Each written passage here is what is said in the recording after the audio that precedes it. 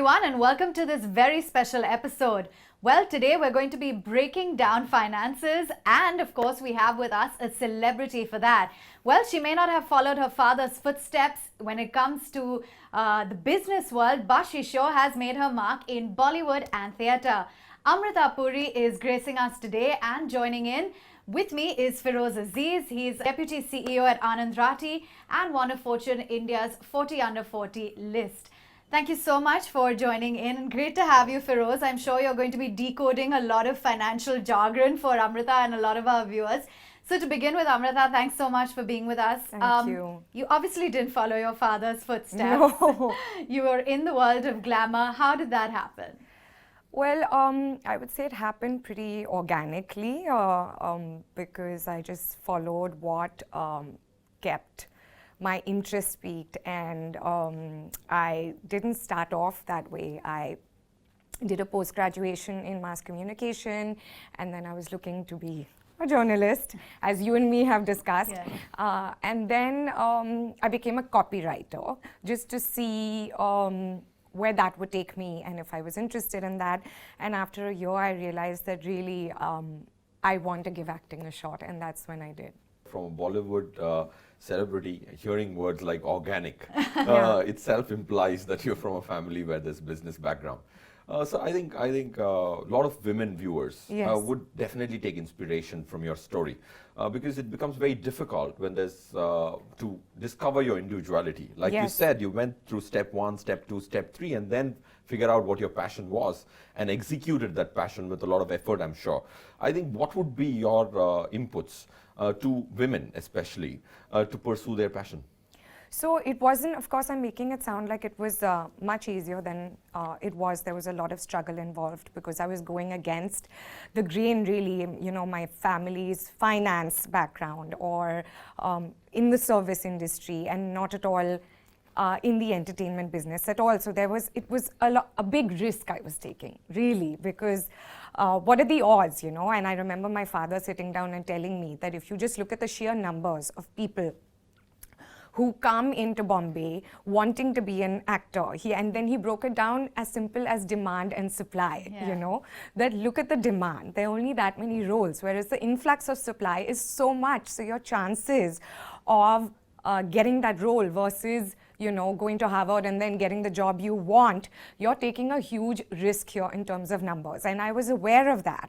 And so I had those odds against me. But I remember telling him as simple as this, that look, I want to do this. If I don't, I will have to take rebirth to be an actor and see myself on the silver screen. And he thought, okay, I'll struggle a bit and then I'll find that this is really tough and then go back to a regular 9-to-5 job. And that didn't happen. So there are pros and cons, and sometimes taking a risk can pay off, but there are also times when it won't. Yeah, and Feroze, you're an expert when it comes to the word risk. So tell us a little bit more as well about, you know, when you look at the markets, sometimes it can be very daunting with that risk reward. So what are the specifications that one really needs to keep in mind? See, of course, risk is a very subjective term. Like that was the most analytical way somebody could evaluate risk of getting into Bollywood. Demand and supply. I think that's very, very encouraging for people who just see risk as an English nomenclature and not try and transform that into a mathematical expression, second decimal finance expression. So in my opinion, if you have to manage anything, you have to first measure it. We have to, when you open these textbooks, it says expected return, which means that you can only pray for the return. And when you read in the same textbook, it says risk management. It never says return management and expected risk. It implies that you're going to be managing risk. And if you don't measure something, how do you manage it? So my first 2 bits to all HNIs whom I end up meeting in this journey is to say first learn the risk mathematically, at least in the world of finance, and then put limits to it, saying that this is the mathematical number beyond which, like when you manage weight, you say 75 is what I don't want to overshoot. And so you first measure, you're at 72, you keep measuring, saying that am I crossing 75? You so do. You know what is the action to be taken to bring it back below 75. So that process of measuring, monitoring, and then action to bring it back into limits, this 3-step process is called risk management. Now, if I went on to say, let me tell you, there are two, every time in finance, there could be numbers which are constants, and there could be numbers which are variables. If somebody tells me I'm going to get an 8% fixed deposit return, I'm going to get an 8.00. But if somebody tells me the return in this mutual fund is expected to be 15%, be rest assured in the next 30 years, you will not find 1 year which gives you 15.00. It will be either more or less. So risk helps you understand the deviation possible from the expectation, and there are measures like standard deviation which we use. Yeah, absolutely. And curious for you, Amrita, as a woman, is it you who takes control of your finances, or are you largely dependent on your father? Do you have a financial advisor? How does it work? My financial advisor is one of the best in the country. I have been blessed. So my dad handles my finances. Really, I feel it's important that you should be like, okay, this person is good at this, let me leave it to him or her, you know. That being said, I feel it's really important to look into your own your wealth, your assets, so that you have a sense of control and empowerment, and you're not dependent on anyone. And that's something that, you know, I wanted to ask you, is that for a lay person, you know, who just turns on the channel and you see all these numbers coming at you, and there's a lot of jargon with finance, you know. Usually I would just, I'll be honest, change the channel. How would you simplify it and break it down for, I mean, I don't think we should even say for women and men really, but for people who aren't from a finance background, like, and who aren't lucky enough to have Amrita Puri as their father, you know, how would you just give them a 101 as to how they should invest or portfolio management? See, I think of course you're very fortunate to be one of the, and I completely endorse that your advisor is one of the best, or maybe the best in the country. He's created so much wealth for so many people in the country. But when it comes to a beginner, like, that's a very, very valid question, that every time you turn on a channel, and if you've done journalism as your profession, not business journalism, of course. So if you've been doing other professions, if you're a photographer, you're definitely going to be intimidated with all this nomenclature being used. So I think step one is cut the clutter. Focus on what you need to focus on. The first things you need to focus on is not external, it's the internal. When you speak of finance, you also call it personal finance. So you have to always start internally and formulate objectives. Doing any activity without an objective, like you had an objective to make it big, and then you backed it up with determination to make it where you are today. So objectives are very critical. So forget what other people are saying. Find out what your objective is, what you will need to save up for, what are the milestones which are very critical. For somebody, holiday is more important. For a single lady, maybe she is not worried about what her child's education is going to be at that point in time. So write down your objectives, spend weekends writing down objectives, then move on to say what is going to be the largest component of my portfolio. Let me understand that. At least for most of your and my money, mutual funds can serve a large purpose. So understanding mutual funds as a vehicle to begin with is important, rather than going around and finding out what economy does, what stocks do, what commodities are going to be looking like. So cut the clutter and focus on 60-70% of the wealth you're going to be creating as a retail investor on HNI is going to come from mutual funds. So find out the terms, 20 terms which are important to understand in a mutual fund, read up on those 20 terms. And then you're good to begin. Pick up the phone and call up Feroze if you have any questions. And if you don't know my number, guess it. Maybe not. I'm just joking. Okay, yeah. So, you know, you really simplified it for us, Feroze, as to how, you know, you should really cut the clutter, focus on what you need as well. Amrita, have you come across that, you know, with the women that you interact with when it comes to business? Is there just that sort of aversion when it comes to handling your own finances? You know, I'll be really honest, and I won't pretend here. I'm one of those women. I do not like numbers, you know. So when I ask these questions, I'm really asking also from, hey, what would I like to know if I didn't have someone from finance in my family? What is the kind of help that I would require, you know? And one thing that my dad has always said, that it's important to not let your money just sit there, you know. make your money make money is something that he's always told me, is that whether it's just putting it as simple as putting it in an FD, and then 10 years later you have a much bigger sum. So just simple things like that is what would help women, I feel, because really there is an aversion, I would say, as far as the women that I have in my life. Right. Of course, there will be circles where they are all for the numbers and investing and things like that. Yeah. But what is the advice that you would give to women who, who are young and independent and who are not really financially inclined as to how would their money make money? Correct. So I think there are some subjects in life which are compulsory subjects, right? Finance is a compulsory subject to my mind. I can live a life not knowing physics and how an aeroplane actually flies.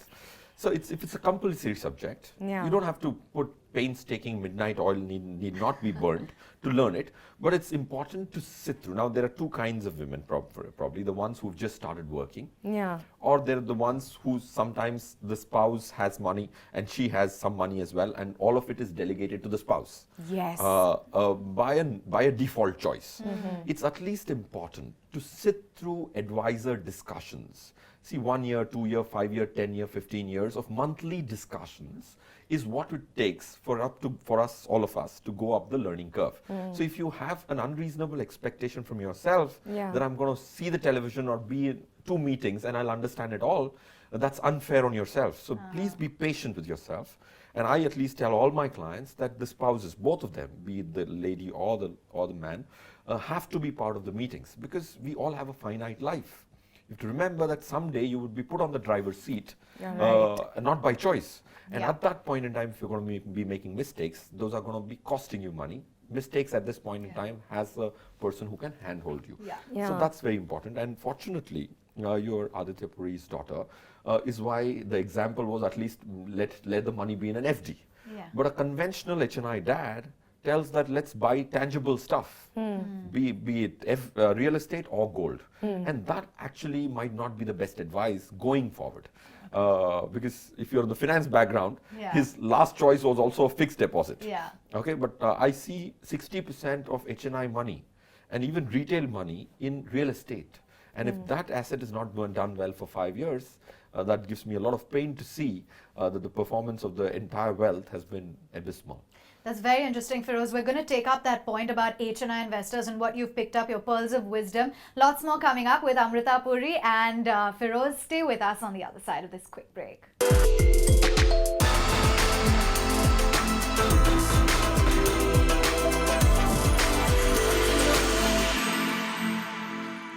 Welcome back. We're in conversation with the lovely Amrita Puri as well as Feroze Azeez, giving us pearls of wisdom when it comes to our finances. And I'm curious, dinner table conversation every night with Aditya Puri. What's that like for you, Amrita?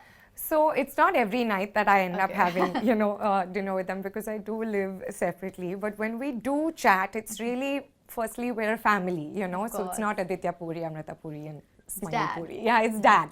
So it's a lot of what was your day like, this was my day, I had a tough day because of this, or I had a good day because of this, and we also, because of this, there's been a lot happening with politics. So the conversation does steer there because there's a direct correlation. So that's usually what it's about. And then we do have fun as well. Yeah, of course, I'm sure.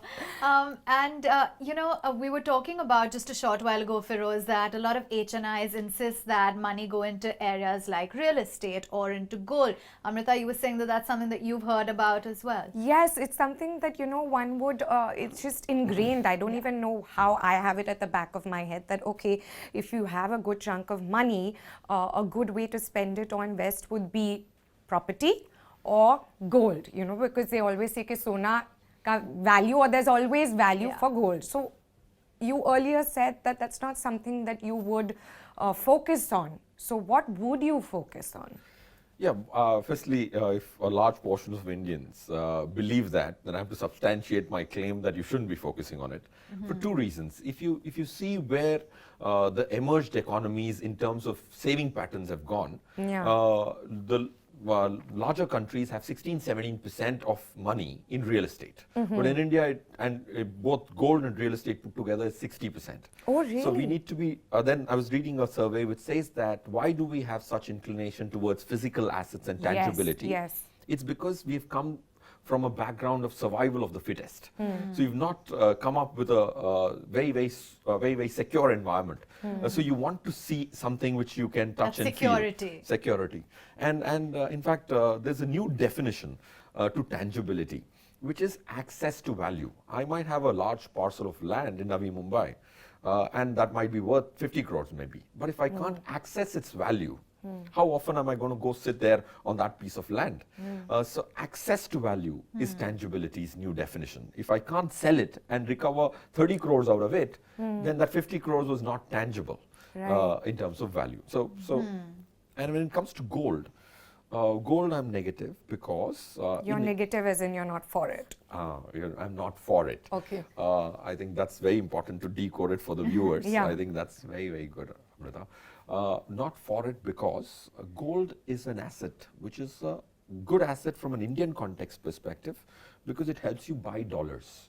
So whatever you see as the gold value of 40,000 is not because gold did very well globally. Gold didn't do as much. Gold has been given negative returns for 23 years, 24 years from 1979 to 2003. It's the rupee value which kept depreciating and made it look prettier in India. So that's the reason I'm negative on gold. What should you be doing? You should have a reasonable proportion in equity. Of course, HDFC stock has created so much value for people. I'm sure that's one analogy you would give to say how much equity can create value. So equity and debt are very important vehicles, at least for the next 10 years. And real estate, I have been negative for the last 5 years. And Oh, really? You wouldn't... because what I've grown up hearing is that... firstly, investments, as far as your portfolio allocation go, FDs, mutual funds, which is what I don't get into. And then my dad says real estate. He's always said, invest in real estate, and the key word is location, location, location, So these are the two things that come to my mind, which is why I find it surprising that you would say you're negative on real estate. No, this is... but Feroze, it is interesting that, there's also that rent versus buy, conundrum. I just want to say, my dad is not responsible for anything that I say. Perfect. Of course, you've proved your individuality. But I'll tell you, let me say why I think differently. Dare to think differently. Let me put it like that. Because what happens is, India was growing only laterally like this, not vertically. Today, we're sitting in Lower Parel. Anybody who has a 3-acre land parcel wants to create a 50-story building. So you're getting real estate from thin air, literally. The third dimension of the world was never being used.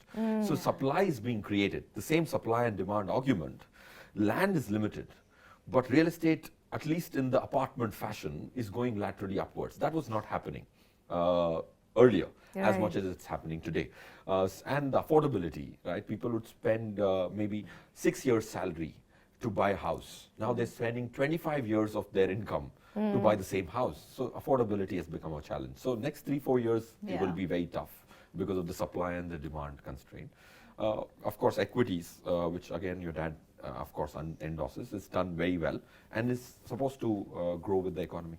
Yeah, so that's giving us your clear-cut view when it comes to real estate and gold. Amrita, what about you? Are you a spender? Are you a saver? Are you using credit card, plastic a lot? I'm just curious. I want to know a lot about your films and projects, but I also want to know a little bit about your spending patterns. I'm laughing because I'm a spender and my credit card is my best friend. Wow. Wow, really? Yeah. So, like, you've completely switched to digital from cash. There wouldn't be too much in your wallet right now. Sometimes there's like 50 rupees and I need to borrow money from, Yeah. my helper, my driver. Yeah. But I am a spender, really. Yeah. And that's why I feel like, having chats like this or for viewers like me, it's important to learn about saving and how to save, because the first sort of thing or the sort of reflex action is, ooh, I just got a big fat check. Yeah. Let's go shopping. Yeah, this is what I've been eyeing. Yeah, so I think it's really important, especially I feel for women, and this is something that my father's also been pushing me towards now, to handle your money and be involved, as he said, because it's important if you are an independent woman to be in the driver's seat in all spaces of your life, which includes finance. Here you're saying, and I'm guilty of this as well, that I'm an independent woman, today's woman, but my dad handles my finances. So, I wanted to ask you that stocks is something that scares me, and if I was an investor, I would play it really, really safe, but you're someone who's known for taking risks. So how, if you were to give advice again to a layperson, how to pick a stock? Because what I've been told is that look at a good brand, that has good products and has a good market share value. What would your opinion be? Firstly, you're Watch absolutely... ET now. Watch ET now, yeah. That just simplifies my answer that much. Yeah, so I think firstly, I would always urge people to not buy stocks themselves. Because like we run a broking outfit as well, which has lakhs of customers. You see that people, when they do it on their own, there are 20% of them who burn their fingers and go away. And every time I see somebody coming to the equity market and concluding wrongly that this is not meant for me, I feel sad that he or she has written off this asset, which is an important asset for long periods of time. So you should not buy stocks yourself. There are very, very easy ways to mitigate that risk. Like you said, and you're very modest to say that you don't understand finance. What you said was very, very valid, saying that you have to see what kind of market share they have. Do they have a pool of customers to sell their product, and you buy their share. But the most important thing is, are you paying too much for it? Right? You might have all the three, but if you're paying thrice more than that deserves, then you might still lose your money. Right? So today you have very, very big companies which will pass all the three criteria, but I wouldn't pick it up at that price because they're obscenely priced. And even the professionals who are running it might believe that this is too much price to pay for their own company which they're running. So to save yourself from this dilemma, whether it's priced right or priced wrong, buy yourself a mutual fund. Automatically there's another person and a group of people who have the analytical capability to come to this conclusion better, who do it for a full-time job, and then they're buying 50 businesses, so 20 go down, 30 go up, so you're okay.